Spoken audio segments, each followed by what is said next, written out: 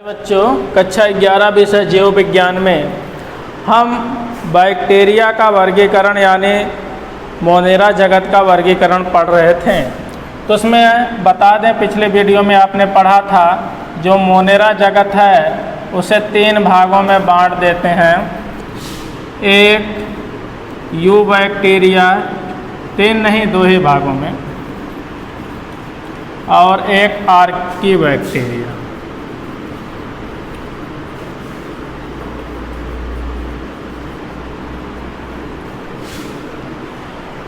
जो you bacteria हैं उनके अंतर्गत सत्य बैक्टीरिया यानी ट्रू जीवाणु जो है ट्रू बैक्टीरिया, और नीले हरे शैवाल और माइकोप्लाज्मा, ये 3 आते हैं। और इन तीनों के बारे में कल हमने सामान्य जानकारी के तहत पिछले वीडियो में पढ़ा। उसमें आर्कियोबैक्टीरिया आज हम पढ़ेंगे, क्योंकि ये नहीं पढ़ा था। आर्कियोबैक्टीरिया क्या होते हैं? इन्हें हिंदी में आद्य जीवाणु कहते हैं। आद्य जीवाणु क्या है? नाम से ही पता है, आद्य मतलब सबसे पुराना यानी प्राचीन जीवाणु।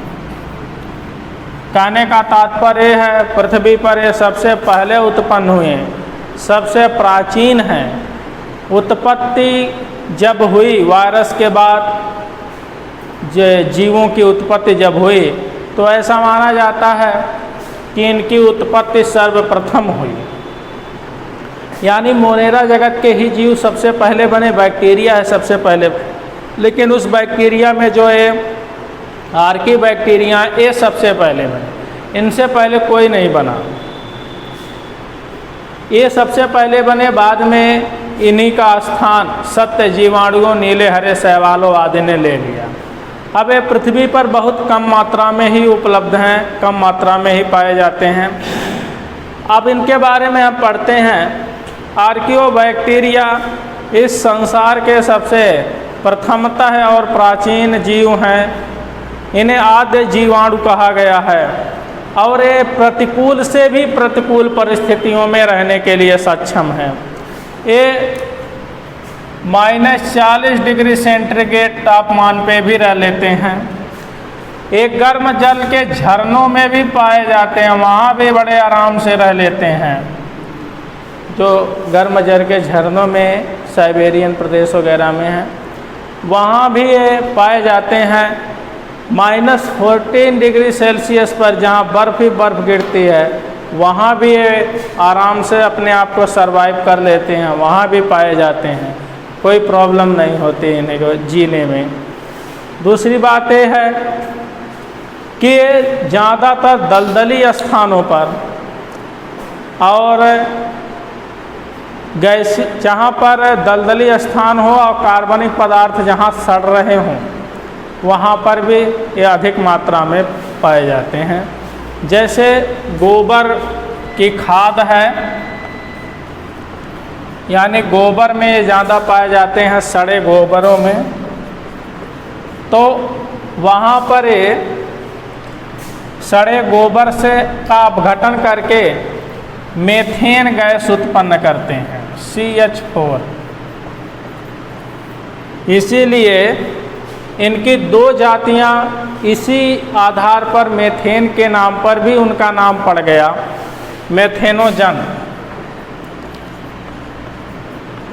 आर्कियोबैक्टीरिया का एक उदाहरण है मेथेनोजन आर्कियोबैक्टीरिया। इसका नाम मेथेन गैस के आधार पर ही रख दिया गया। क्योंकि यह सड़े गले गोबर वाले स्थान से मेथेन गैस उत्पन्न करता है। सड़े गले पदार्थों वाले स्थान से मेथेन गैस उत्पन्न करता है।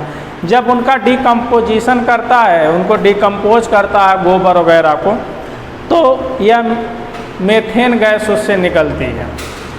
इसीलिए इस आर्कियोबैक्टीरिया का नाम ही रख दिया गया मेथेनोजन। यानी यह मीथेन गैस उत्पन्न कर देता है। और कुछ एथेन भी उत्पन्न करते हैं, जिसका नाम उसी के आधार पर एथेनोजन रख दिया गया।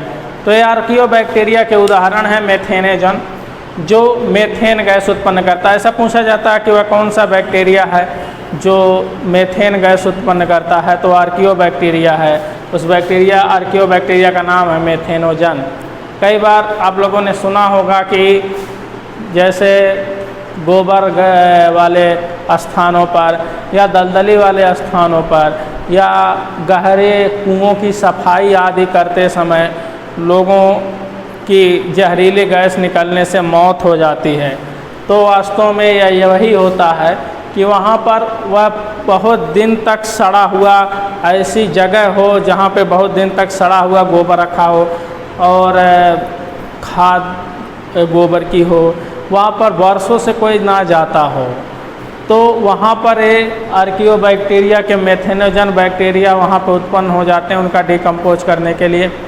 तो वहाँ पर जब कोई जाता है बहुत दिनों बाद, 10-20 सालों बाद, 50 सालों बाद, तो वहाँ से ये गैसें निकलती हैं मेथेन वगैरह, जिससे आदमी की दम घुटने से मौत हो जाती है। ऐसी खबरें आप अखबारों वगैरह में पढ़ते होंगे कि जहरीली गैस से दम घुटने से मौत हो गई। वास्तव में वो जहरीली गैस इसी कारण से उत्पन्न होती है, मेथेन, और जिसके कारण से दम घुट जाने पर व्यक्ति की मृत्यु हो जाती है। तो आर्कियोबैक्टीरिया से मेथेन गैस उत्पन्न होती है, उस आर्कियोबैक्टीरिया का नाम मेथेनोजन है। अब हम जीवाणुओं में पोषण के बारे में पढ़ेंगे।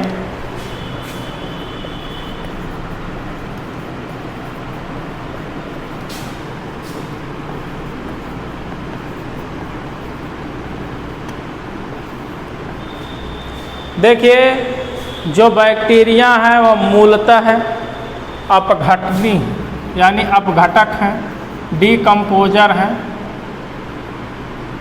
परंतु डीकम्पोजर का मतलब आप जानते होंगे, जो सड़े गले पदार्थों को यानी कार्बनिक पदार्थों को अकार्बनिक पदार्थों में बदल देते हैं। इनका यही काम है, कार्बनिक पदार्थों को अकार्बनिक पदार्थों में बदलना। जो भी अपघटक होते हैं उनका यही काम होता है कि कार्बनिक से अकार्बनिक में बदल देना, मतलब ऑर्गेनिक से इनऑर्गेनिक में चेंज कर देना। तो ज़्यादातर बैक्टीरिया ऐसे ही होते हैं जो अपघटक का काम करते हैं, डिकम्पोजर का, जो इन ऑर्गेनिक को इनऑर्गेनिक में सब्सटेंस में चेंज कर देते हैं। लेकिन कुछ बैक्टीरिया ऐसे होते हैं जो ऑटोट्रॉप्स भी होते हैं, यानी स्वपोषी होते हैं। उनमें एक सल्फर बैक्टीरिया है, एक नाइट्रस बैक्टीरिया है।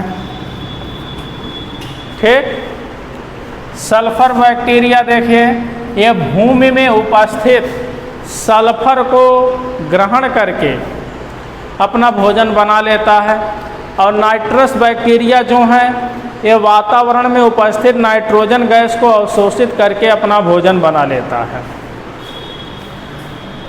इसे नाइट्रस बैक्टीरिया कहते हैं। जैसे नाइट्रोसो ऐसे राइजोबियम वगैरह भी हैं, और कुछ आयरन बैक्टीरिया हैं जिसे लौह बैक्टीरिया कहते हैं। मिट्टी में उपस्थित आयरन की मात्रा Fe को लेकर के, फेरस को लेकर के अपना भोजन बना लेते हैं। कुछ ऐसे होते हैं जो सहजीवी होते हैं, इसके बारे में आपको पढ़ना है। एक बैक्टीरिया, सहजीवी का मतलब क्या होता है पहले समझ लीजिए। सहजीवी उनको हम कहते हैं जब कोई जीव दूसरे जीव से इस कदर जुड़ा हो कि दोनों को परस्पर लाभ होता हो, किसी को हानि ना होती, इसे हम सहजीवी बोलेंगे। परजीवी इसका उल्टा है, जब कोई जीव किसी जीव से इस तरह जुड़ा हो कि एक जीव को लाभ होता हो दूसरे जीव को हानि होती हो, तब वो परजीवी हो जाएगा। लेकिन और मृतोपजीवी क्या है? जब कोई भी जीव मरे हुए गले सड़े पदार्थों से जुड़ा होता है, मरे जीव से कोई जीवित जीव जुड़ा होता है, तो उसे मृतोपजीवी कहते हैं। यहाँ पे सिम्बायोसिस है, सहजीवी। सहजीवी में एक जीव दूसरे जीव से इस तरह परस्पर जुड़े होते हैं कि परस्पर दोनों को लाभ होता है, किसी को नुकसान नहीं होता। तो एक ऐसा बैक्टीरिया है जिसका नाम है राइजोबियम।